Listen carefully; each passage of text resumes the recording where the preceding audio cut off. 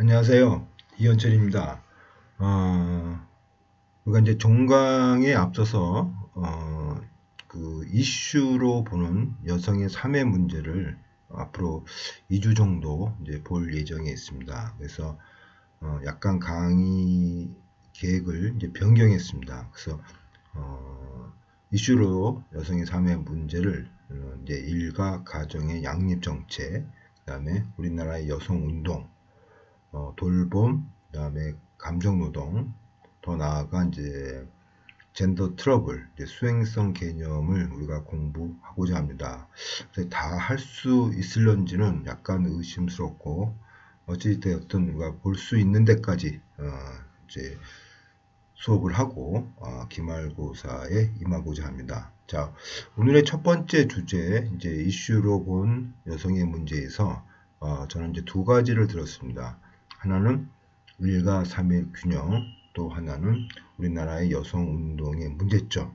이 두 주제를 가지고 약 2시간에 걸쳐서 한번 여러분들과 서로 이해하는 시간을 갖고자 합니다. 일가 삼의 균형은 이제 이전에는 이제 일가 가정의 양립 정책이 이제 현재 일가 삼의 균형으로 변화되어서 하나의 여성 정책으로서 구현되고 있다고 여러분들이 생각하시면 됩니다.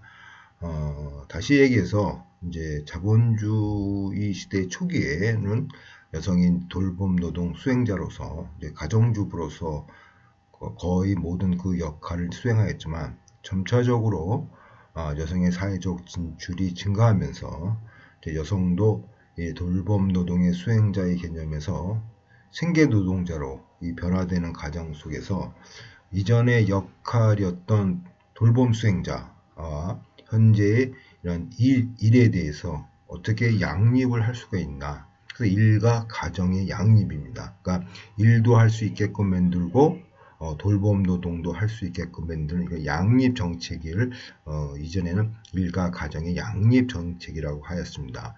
그러나 일과 가정의 양립 정책을 우리가 자세히 살펴보게 되면은 이것은 남성, 여성 모두의 문제가 아니라 자꾸만 여성의 문제로 변질되어서 정책화되고 실현화되었다는 얘기죠. 다시 얘기해서 일과 가정의 양립 그러면은 예를 들어서 뭐 재택근무다 하면은 여성들이 재택근무하면서 일을 하면서 돌봄 노동도 동시에 할 수 있는, 그렇게 되다 보면 여성은 정말 다중의 역할을 하는 그러한 것으로 좀 잘못되게 정책이 변질되었다는 얘기죠. 그래서 일가 가정의 양립 정책에서 물론 기본적으로는 남성의 돌봄 노동 참여를 하면서 여성들이 일과 가정을 같이 할 수 있게끔 남성의 돌봄 참여를 기초로 해서요. 그렇게 시작됐지만 이게 변질되어서 자꾸만 운영되는 결과 이제는 우리가 현대사회에 오면서 이제 현 시점에서 대신 그러면 일과 가정의 양립 정책을 일과 삶의 균형으로 변화시켜서 남녀 모두 삶의 균형의 문제로 우리가 이 정책을 실현하자는 그러한 의도에서 일과 삶의 균형 정책으로 변화되었다고 여러분들은 이해하시면 되겠습니다. 그러면 우리가 간단하게 이전에 배웠던 것을 한번 복습하면서 여성이 사회적 진출이 어떻게 되었나는 것을 간략하게 살펴보겠습니다.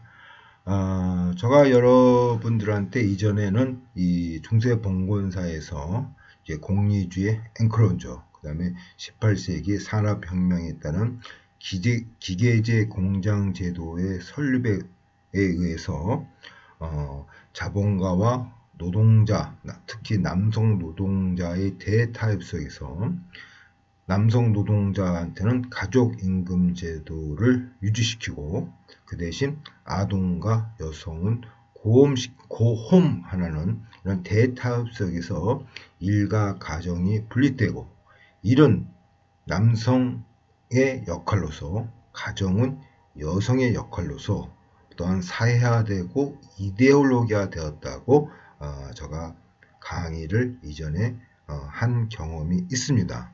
그래서 뭐 한번 여러분들이 예전 강의를 한번 되살리면서 이제 가족 임금제도, 뭐 다시 얘기해서 농촌 사회에서는 일가 가정이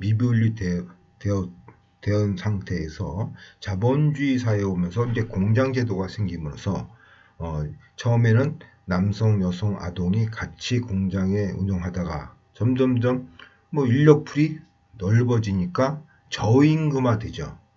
여기에 참지 못한 남성 노동자들이 어떠한 그 스트라이크를 일으키면서 자본가의 대타합 속에서 가족 임금, 나의 자녀와 아내를 부양할 수 있는 임금을 줘라. 이 가족 임금이죠. 그 대신 여성과 아동은 집으로 보내라. 이런 대타협 속에서 여성의 역할이 이제 돌봄 노동의 수행자로서 한정화되는 그런 가정을 겪었다는 것을 우리가 익히 배운 적이 있습니다. 자, 이렇게 자본주의 사회 초기에는 남성은 생계 부양자, 여성은 하우스키퍼, 이제 가정주부로서 역할이 사회화됐고, 그러는 와중에 이제 2차 세계대전이 이제 발발합니다.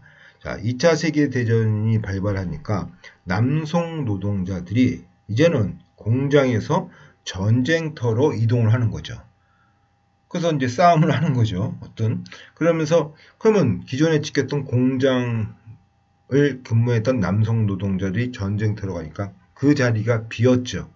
요 자리 빈 자리를 바로 여성들이 차지하면서 전쟁 기간은 여성들이 공장을 가동한 그러한 결과로 2차 세계대전이 영향을 주었다고 할 수가 있겠습니다. 한번 사회적 진출한 여성은 여기서 멈추지 않고 이제 60년도, 70년도는 이제 어린아이가 없는 기혼 여성의 취업은 하나의 상식화되었다, 규범화되었다고 이제 이야기할 수가 있겠습니까? 그러니까 상식화되었다는 것이 더 적절한 표현이라고 할 수가 있겠습니다. 그래서 저희 나라는 한 10년 정도 뒤지다고 계산을 하시면 우리나라는 70에서 80년도에 이제 어린 아이가 없는 기혼 여성의 취업은 이제 하나의 상식화되었다. 이렇게 우리가 볼 수가 있고, 80년도, 우리나라는 90년도에 들어오면서 이제는 어린 아이가 있는 기혼 여성이라도 노동시장에 참여하는 것이 당연시 되었고, 여성들의 취업은 당연하게 생각하고 있으며, 남성들도 직업이 있는 여성을 이제 선호하게 변화되었다고 볼 수가 있겠습니다. 다시 얘기해서 이제는 이제 여성들의 이런 노동시장의 참여는 이제 당연시되고, 또 이 가족임금제도의 이제 뭐 몰락이라 할까, 가족임금제도의 추락이라 할까, 남성 생계부양자들이 이제는 자기의 급여로서 아내와 자기의 자녀를 부양하는 그런 가족임금이 부족하다는 거죠. 다시 해서 지대와 금리는 올라가지만 급여가 거기에 못 미치는 결과죠. 이러면서 자기 혼자의 힘으로 가족을 분양한다는 것은 상당히 이제 벅차지게 되었다는 얘기죠. 그러면서 여성의 사회적 진출을 이제는 기정사실화되었고, 어찌 되었든 이런 일을 하는 여성을 이제는 선호하게 됐다는 얘기죠. 뭐 부정적인 이유에서 출발을 했지만 좋은 결과가 형성됐다고 볼 수가 있는 거죠. 그래서 이러한 이전에도 얘기했지만, 물론 사회가 변하면서 여성의 일이 이제 지금 4차 산업혁명 되면서 4차 산업혁명에 관련된 이런 서비스 같은 것이 여성에 적합하면서 여성의 사회적 진출이 증가되었다, 이렇게 볼 수도 있지만, 저처럼 부정적으로 가족임금제도가 채워지지 못하니까 그 마이너스를 메꾸기 위해서 여성의 사회적 진출이 시작되었다. 이게 부정적으로 시작되었지만, 여성의 사회적 진출이 되면서 탈가족화, 남성의 조금 벗어나 독립적으로 생활할 수 있는 그러한 기반이 다지는 좋은 결과를 가져왔고, 여성의 사회적 진출은 이제는 하나의 규범화되었고 상식화되었다고 볼 수가 있겠습니다. 그래서 하여튼 여성의 사회적 진출은 이제는 시대에 거릴 수 없는 하나의 사실이라고 우리가 이야기할 수가 있겠습니다. 그래서 여성은 사회적 진출을 하면서 일도 하고 있고, 그러나 이전에 또 그 이전 시대부터 규정되었던 여성의 역할, 즉 돌봄 노동자, 돌봄 담지자라는 이 역할에서 벗어나지를 못하고 있는 거죠. 그러면서 여성은 일도 하고 돌봄 노동을 하는 다중 역할, 힘든 역할에 허덕이고 있다고 보고 있고, 이 허덕이는 여성을 해방시키고자 일가 가정의 양립, 더 나아가 일가 삼의 균형 정책이 지금 시행되고 있다고 여러분들은 이해하시면 되겠습니다. 그래서 지금 좀 다중 역할을 하는 여성들을 볼 수가 있죠. 전 직장에 출근하면 근무를 해요. 그런데 집에 와서도 또 근무를 해요. 다음 날은 또 출근해서 근무를 하고, 또 집에 와서 근무를 하고, 하루 종일 근무한다는 얘기죠. 세컨드 시프트라는 개념을 이제 그리고 있는 거고, 우리 남편 페이트릭은 가끔씩 쓰레기통을 비우고 청소를 합니다. 그게 전부예요. 남편은 요리도 안 하고 세탁도 안 하고 아무것도 안 해요. 제 기분이 어떻겠어요? 부글부글 끓지요. 우리가 이혼하게 된다면 이 문제 때문에 이혼하게 될지도 모릅니다. 남성의 돌봄 노동에 대한 이런 소극적 참여를 이제 비꼬아 이제 이야기를 하고 있는 거죠. 그럼 이것은 지금 우리나라의 현실에서도 크게 벗어나지 않는 개념들이죠. 대부분 여성들이 일도 해야 되고, 또 자녀에 대한 교육도 시켜야 되고, 돌봄도 해야 되고, 남편 밥도 차려줘야 되고, 이렇게 계속 일을 하는 걸 볼 수가 있고, 또 남편들은 본인의 일로서 돌봄 노동을 생각하지 않고 있다는 얘기죠. 단지 도와주는 거로 생각하고 있다는 얘기죠. 그러면서 남성의 돌봄 노동은 이거 내 일이 아닌데 점점, 그러니까 여성에 비해서 당연하게 적게 참여하고 있는 거죠. 제가 이전에도 얘기했지만 자기의 일이 아니니까 이제 부부싸움을 하게 되면 어떻게 된다는 얘기예요. 이거 내 일이 아닌데 이거 왜 내가 해? 안 도와준다는 얘기죠. 그러니까 자기 일로서 간주를 해야 되지만 자기 일로, 이것은 돌봄 노동은 바로 아내, 당신의 일이라 남성들은 생각하고 있다는 얘기죠. 이것이 문제라고 우리가 지적할 수가 있는 거죠. 그래서 이러한 그 상황을 이제 알렉시스 혹실드라는 사람, 이거 아주 중요합니다. 혹실드, 이제 시험에 나올 건데, 이분은 이러한 개념을 여성이 직장에서 일하고 또 집에서 일한다. 그러면서 시몬드 보바리의 더 세컨드 섹스, 그러니까 두 번째 태어난다. 그 개념을 이제 응용하여서 더 세컨드 시프트라는, 여자는 한 번은 직장으로 이동하고 또 한 번은 가정으로 이동하는 두 번째 이동을 하는 그러한 그 어려운 현실을 이제 이야기하고 있고, 이렇게 세컨드 시프트가 일어나는 이유를 남성의 돌봄 노동의 참여의 인식의 변화가 좀 늦어지고 있다. 아까도 얘기했지만 내 일이 아니라는 얘기죠. 이게 인식의 변화가 늦어지고 있다는 얘기죠. 돌봄 노동은 내 일이 아니고 당신의 일, 여성, 아내의 일이라고 간주되는 그 사고방식이 변화가 되지만 변화되지 않기 때문에 이렇게 여성은 이중의 역할을 담당한다고 볼 수가 있고, 혹실드는 이런 세컨드 시프트가 일어나는 것을 본인의 말로는 남성이 변하지 않는 지연된 혁명이라고 이제 표현하고 있습니다. 지연된 혁명이다.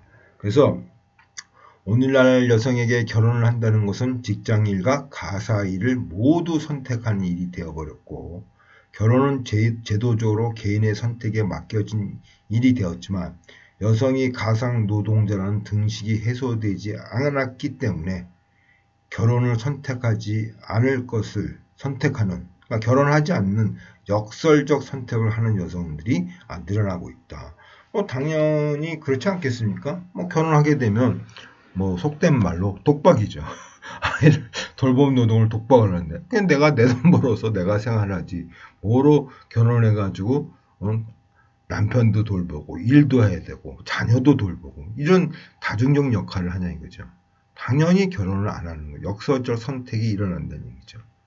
근데 이것을 이제 꼬집어서 혹실드가 이야기하고 있다고 할 수가 있겠습니다. 그래서 이러한 여성의 현실에 있어서 하나의 큰 문제가 되고 이것을 어떻게 해결할 것인가 이게 중요한 거죠. 이 해결을 하는 방법이 바로 일과 삶의 균형 정책이라고 할 수가 있겠습니다. 그래서 하나의 그림을 보면은 이제 남성 단독으로 생계 부양하던 그런 시대는 끝났다. 이제는 뭐야? 여성이 어찌되었든 생계 부양의 전선에 이제 진출을 하고 있다는 것을 단적으로 표현하고 있다고 할 수가 있겠습니다. 그래서 일과 삶의 균형에 대해서 우리가 여러 가지로 이제 고민을 해야 되지만 또 정책화되고 있습니다. 우리가 자세한 것을 본다는 것은 조금 무리가 있고 뭐랄까 수박의 겉핥기랄까 좀 피상적인 것만 살펴보겠습니다. 그래서 이 일과 삶의 균형은 세 가지 차원으로서 나누어서 이제 보고 있습니다. 그다음에 한 사람의 노동시간, 이 24시간의 노동시간이 얼마이고, 그 다음에 돌봄 노동하는 시간이 얼마고, 그 다음에 개인적 시간, 개인적 취향, 취미 생활하는 시간이 얼마인가. 요것에 대해서 보는 것이 일과 삶의 균형이라고 할 수가 있겠습니다. 만약에 A라는 남성 노동자가 노동시간이 8시간이고 돌봄 노동가 1시간이라면 이 사람이 잠자는 시간 한 8시간을 빼면 17시간이죠. 17시간은 개인적 시간을 가질 수가 있다는 얘기고 여성 노동자가 노동시간은 8시간이고 돌봄 노동시간은 6시간이다. 잠자는 시간 8시간을 빼면은 얼마죠? 하여튼 개인적 시간은 남자에 비해서 현격하게 줄어지는 거죠. 그러니까 이렇게 해서는 안 된다는 얘기죠. 남녀 동등, 아내와 남편이 동등하게 노동시간, 돌봄시간을 개인적 시간을 성평등하게 배분해야만 할 수 있도록 그러니까 다시 얘기해서 남성이 돌봄 노동에 참여하지 않으니까 돌봄 노동에 참여할 수 있도록 강제화시키는 것이 일과 삶의 균형 정책이라고 할 수가 있고 이것을 우리가 워라밸이다 이렇게 표현하고 있어요. Work and balance 그렇죠? 워라밸 그래서 일과 삶의 균형이라 합니다. 그러면서 이것은 아까도 했지만 일과 가정의 양립 정책은 여성에 국한되는 그런 위험성을 내포하고 있지만 일과 삶의 균형으로서 개념이 변화되면서 여성에 국한된 개념이 아니고 남녀 모두의 문제로서 일과 삶의 균형을 보고 있다는 얘기입니다. 그래서 남자도 생계 부양자에서 노동 시간이 많아지면은 그만큼 개인적 시간도 줄어지고 돌봄 시간도 줄어진다는 얘기죠. 적절하게 밸런스를 맞추게끔 남녀와 돌봄과 노동 시간, 자유 시간에 대한 적절한 밸런스를 맞추게끔 하는 정책이라고 할 수가 있고 이것이 현대사회에 있어서 아주 중요한 정책으로 되고 있다고 우리가 볼 수가 있겠습니다. 이 정책이 실패하면은 아까도 얘기했지만 여성들은 결혼도 안 하고 출산도 낮아진다는 얘기죠. 저희 나라가 왜 출산율이 꼴등이냐? 그 이유는 바로 일과 삶의 균형 정책이 실패했다는 것을 단적으로 보여주고 있다고 할 수가 있겠습니다. 그래서 어찌되었든 남성의 돌봄 시간 확대가 일과 삶의 균형에서 아주 중요한 중요한 핵심 축이라고 우리가 할 수가 있겠습니다. 남성의 돌봄 시간을 확대시켜야 되는 것이 바로 핵심 축이라고 할 수가 있고 이런 남성의 돌봄 시간을 확대시키고자 외국의 몇 사례를 보면은 그 전에 아까도 했지만 우리나라가 출산율이 낮아진다는 것은 그만큼 일가 삶의 균형 정책이 실패했다는 것을 단적으로 증명하고 있고 그 이유는 부족한 남성의 돌봄 참여, 인식의 변화가 일어나지 않고 있다는 것이죠. 어떻게 보면 우리가 앞으로 볼 주디스 버틀러의 수행성 개념이 우리나라에는 정착화되고 있지 않다. 그래서 돌봄은 나의 문제가 아니라 바로 당신 아내의 문제로서 간주하는 남성들이 아직도 많다는 것이죠. 이것이 우리나라 일가 삶의 균형 정책에 있어서 실패하는 또 중요한 하나의 역할을 했다고 할 수가 있고, 이것은 우리가 이전에도 봤지만 바로 유교적인 기풍이 잔영으로서 남아있기 때문에 계속 이러한 현실이 반복되고 있다고 볼 수가 있고, 두 번째는 이제 공적 돌봄 서비스죠. 취약하다는 얘기죠. 어린이집이나 유치원들이 상당히 취약하다. 그래서 아이를 볼 수 있는 일과 삶의 균형을 가지려면 돌봄 시간을 내가 하지 않고 공공기관에서 하게 되면 그만큼 줄어지고 자기 개인적 시간을 할 수가 있는 거죠. 남성이 참여를 뭐 조금 미약해도 이렇게 뭐 돌봄을 공적인 기관에서 하게 되면 여성은 개인적 시간이 늘어지면서 일과 삶의 균형을 밸런스를 맞출 수가 있는데 그렇지 못한다는 얘기죠. 그래서 어린이집과 뭐 유치원이 문제라는 얘기죠. 다시 얘기해서 저가 전번 때도 얘기했지만 스웨덴의 어린이집은 아침 7시에 문을 열어요. 저희 나라는 그렇지 않죠. 거의 9시에 10시에 열죠. 그 아이를 출퇴근시키고 간다는 것이 상당히 힘든 거죠. 스웨덴은 아침 7시 일어나니까 거기서 아침밥을 먹어요. 그러니까 여성들이 출근하고 직장을 나가는데 큰 지장이 무리 없이 이루어지지만 저희 나라는 그게 잘 안 돼 있다는 얘기죠. 안 돼 있으니까 일과 삶의 균형이 깨진다는 얘기죠. 그렇게 볼 수가 있는 거고, 그 다음에 끝으로 남성 위주의 기업 문화, 그죠?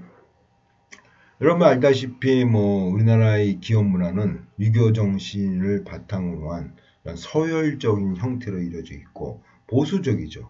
상당히 남성 위주로 이루어지고 있죠.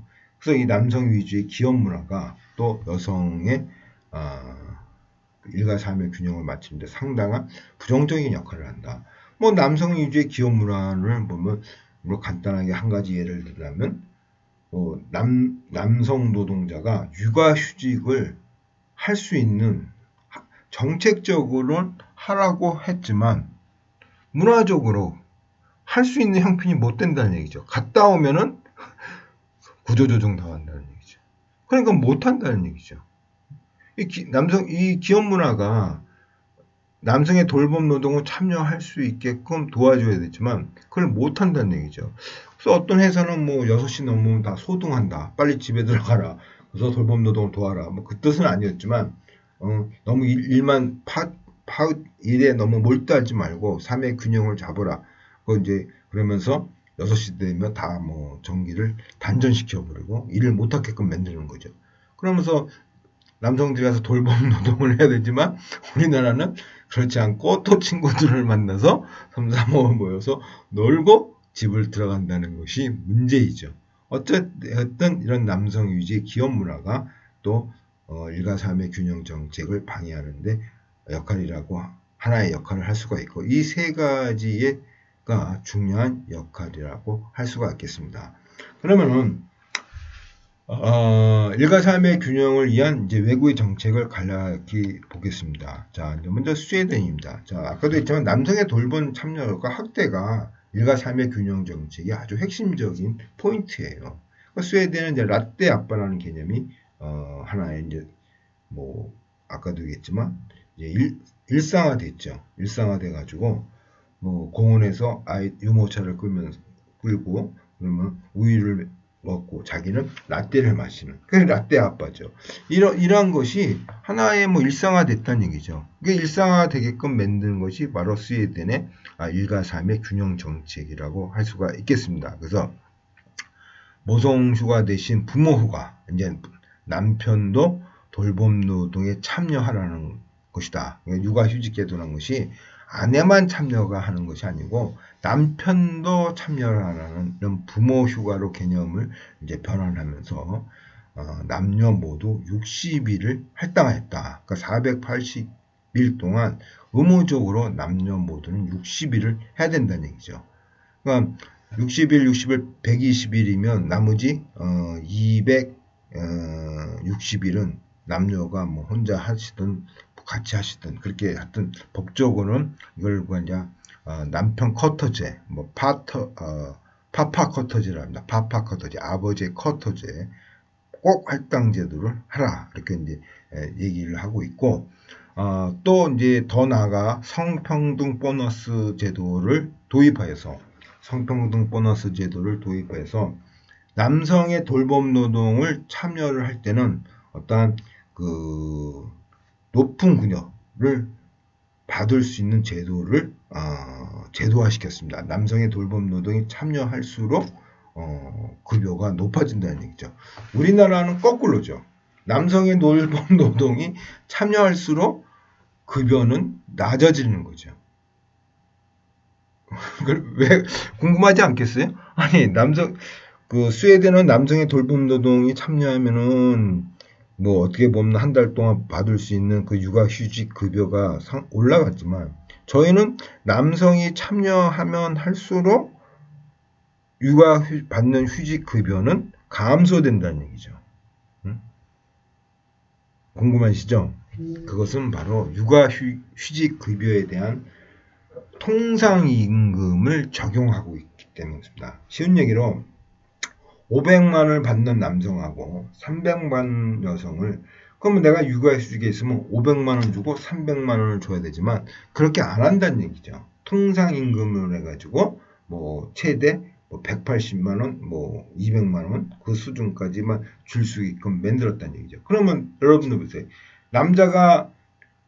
500만원 남자가 쉴 때는 200만원만 받으니까 300만원이 손해고 300만원을 받는 여성이 200만원을 받으면 100만원을 손해본다는 얘기예요.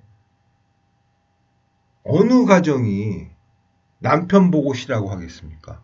내가 쉬면은 그만큼 손해가 덜하는데 내가 쉬면 100만원 손해보고 남편이 쉬면은 300만원이 손해를 보는 거예요. 그러니까 남성이 참여할수록 가정의 수입은 점점점 줄어진다고 할 수가 있겠죠.